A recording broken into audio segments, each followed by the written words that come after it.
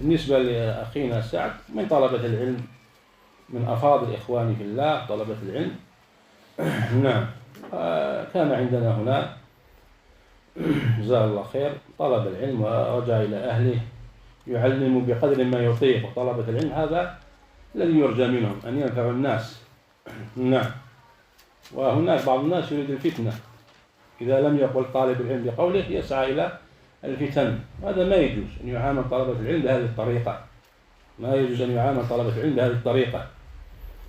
المفروض طلبة العلم يكرمون لا يهانون، والمفروض التعاون مع طلبة العلم على البر ماذا؟ التعاون على البر والتقوى.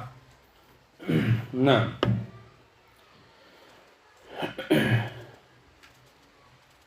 هو من إخواننا وجزاه الله خير على ما يقوم به. وإذا ليس المقصود إرضاء الناس، المقصود إرضاء رب العالمين. أما الناس رضي من رضي وسخط من سخط.